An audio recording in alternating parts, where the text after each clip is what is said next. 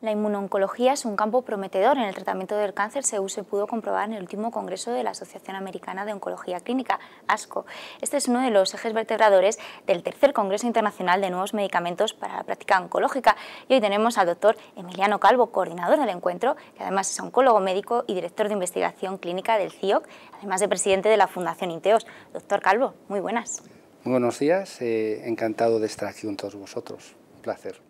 Doctor, ¿cuál es el objetivo de este simposio, de este tercer simposio que se va a celebrar? Sí, es un simposio que viene a cubrir un área que no viene estando bien cubierta por los simposios y meetings, eventos de formación continua que normalmente tenemos en oncología, que es el área de los nuevos fármacos antitumorales recién comercializados o a punto de comercializarse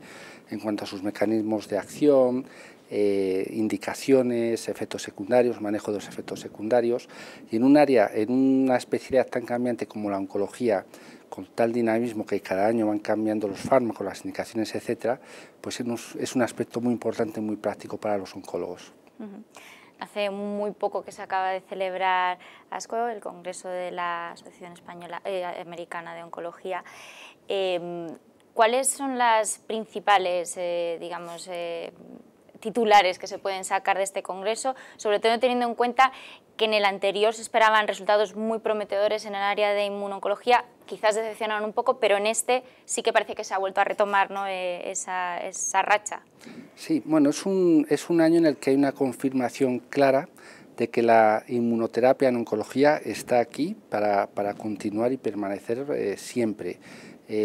Con fármacos no especialmente novedosos, porque ya se venían conociendo en los últimos años, pues tenemos datos más maduros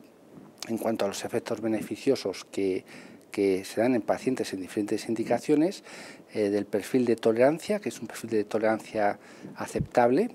y en indicaciones que eran indicaciones realmente que no eran cubiertas por nuevos fármacos en los últimos 10-20 años, con lo cual, sin que haya sido un congreso revolucionario, como alguna vez ha sido, sí que es un congreso muy importante desde el punto de vista de los pacientes. Quizás una de las áreas donde ha sido más potentes esos resultados es en cáncer de pulmón.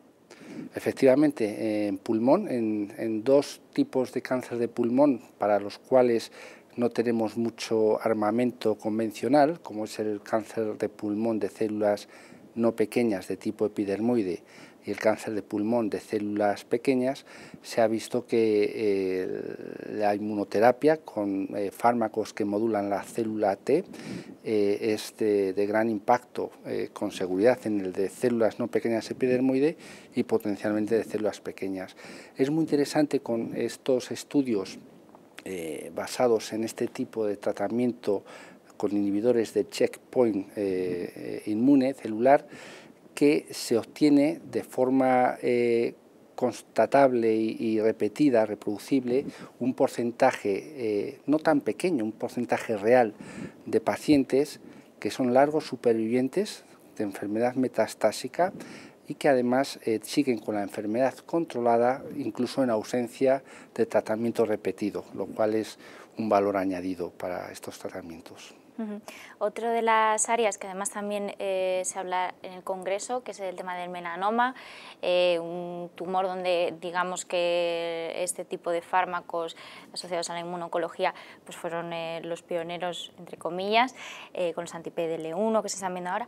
¿Cómo se pueden valorar los resultados que se han presentado también en ASCO? Sí, pues se ha dado un paso más en la misma dirección, en el mismo sentido que se venía dando en los últimos años. En melanoma ha habido una revolución terapéutica. Por un lado, hemos descubierto fármacos dirigidos a dianas moleculares que atacan puntos de fragilidad molecular de un porcentaje de estos melanomas, y por otro lado se ha avanzado en fármacos de inmunoterapia no tan específicos de melanoma, pero que el melanoma ha sido el primer tumor en el que se ha demostrado su eficacia, y lo que es nuevo este año es que se ha visto que la combinación de estos fármacos de inmunoterapia, el melanoma, pues mejora los resultados bastante buenos que ya había antes con un solo fármaco como agente solitario, ¿no? En definitiva, lo que se está viendo es que se pueden combinar, ¿no?, las dos vías, digamos, de tratamiento, y que parecen funcionar, ¿no? Efectivamente, ese es el mensaje, que realmente combinando aumentas todavía más los beneficios para los pacientes. Esto se ha visto en melanoma, pero lo natural es pensar que ocurrirá lo mismo en otras indicaciones tumorales. Al final del día, estos tratamientos de inmunoterapia lo que hacen es activar el sistema inmune para que reconozca la propia enfermedad del paciente, es decir, no son tratamientos específicos de un tipo tumoral, sino de reactivación del sistema inmune del paciente oncológico, que se convierte en más eficiente y más agresivo contra el tumor. En un momento en el que se habla de individualización del tratamiento, quizás a la inmunoncología todavía le falta este paso de ir a dianas más concretas o a biomarcadores más establecidos. Eso siempre sería un gran avance en oncología, el poder anticipar y predecir qué pacientes se van a beneficiar de un tratamiento determinado y qué pacientes no, de manera que seleccionas aquellas situaciones, aquellos casos en los que aplicas un tratamiento versus otros tratamientos, ¿no? En inmunoterapia también falta esto, se están hablando de algunos biomarcadores que todavía no están del todo confirmados, como la presencia del ligando PD1 en el tumor, pero todavía hay mucho que avanzar en ese sentido, desde luego. De alguna forma se tiende a la cronicidad, digamos, en oncología. Es un poco la meta en algunos de los tumores más agresivos. Desde luego, esto es algo que ya empezamos a conseguir, y en ese objetivo, que para el paciente su enfermedad oncológica pues sea una enfermedad con la que convive sin afectarle en el día a día en su calidad de vida, tanto por síntomas de la enfermedad como por efectos secundarios del tratamiento, en ese objetivo tan bueno, la inmunoterapia tiene un papel fundamental. Estamos viéndolo con los resultados de estos últimos años, desde luego. Tanto en inmunoterapia como en otro tipo de fármacos estamos asistiendo afortunadamente a nueva llegada de diferentes moléculas. En el futuro se esperan más y mejores resultados también. Todo esto complica un poco el arsenal terapéutico a la hora del oncólogo, ¿no?, de decidir hacia dónde tiene que dirigir el tratamiento del paciente, sobre todo teniendo en cuenta que cada vez es más difícil también tener estudios específicos para cada una de estas combinaciones, ¿no? Claro, en el fondo es un buen problema a tener, porque es un problema de abundancia, de tener muchos fármacos, muchas indicaciones, y realmente, bueno, si lo comparamos con hace 10 años o 15 o 20 años, en los que teníamos que tratar todos los tumores pues, con 10 fármacos principales, pues es un maravilloso problema, ¿no? Pero sí que es verdad que cada vez es más complicado, por un lado, estar al día de las indicaciones, por otro lado, optimizar el arsenal terapéutico. Tenemos las restricciones de precios adicionalmente, y desde el punto de vista de investigación clínica, también el modelo, el gold standard que había del ensayo randomizado con muchísimos pacientes pues de finales del siglo pasado, todavía aplica hoy en día, pero este paradigma va a haber que cambiarlo y revolucionarlo también, porque no encaja tan bien con el tipo de oncología que tenemos ahora tan compartimentalizada de acuerdo al perfil molecular de los tumores. ¿Y cómo se puede conjugar eso? Porque por un lado tenemos unas restricciones de precio, autorizaciones de determinados fármacos, sobre todo en oncología, que sabemos que los precios de lo que viene son más caros, y por otro lado, si no hay esos ensayos que avalen, digamos, de coste-efectividad, está un poco más complicado, ¿no? Es complicado. Es verdad que el riesgo que tenemos, si no cambiamos de alguna manera la forma que tenemos de desarrollar fármacos, es que más que impactar en el cáncer en general, las cifras de cáncer en general, pues vamos a impactar en el cáncer de la población privilegiada en los países privilegiados con sistemas de salud sostenibles y ricos, que pueden permitirse el acceso a estos fármacos, y más ahora que empezamos a hablar de combinaciones de nuevos fármacos, etcétera, que es realmente precios imposibles de sostener por ningún sistema, ¿no? Adicionalmente, los ensayos clínicos clásicos, fase 1, fase 2, fase 3,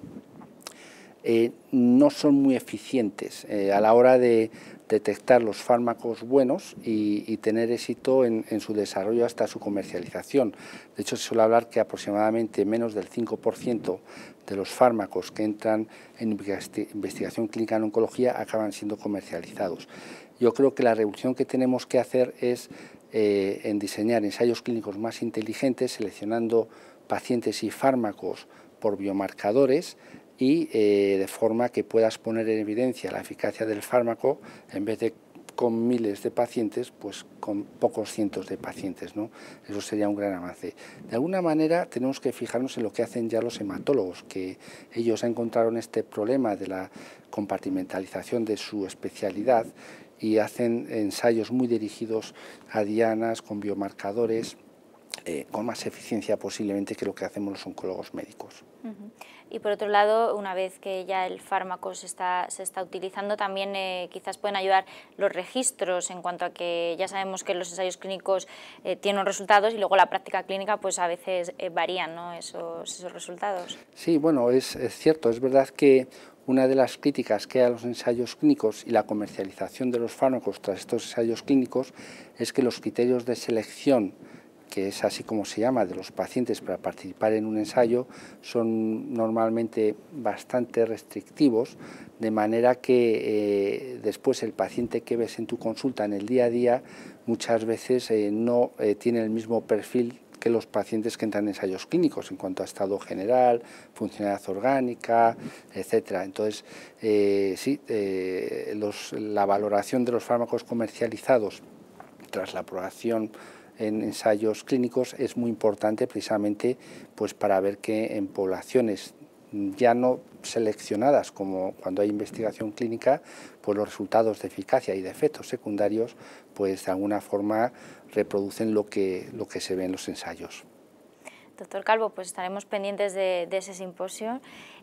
Muchas gracias por haber estado hoy en Salud TV. Muchas gracias, un placer. Gracias.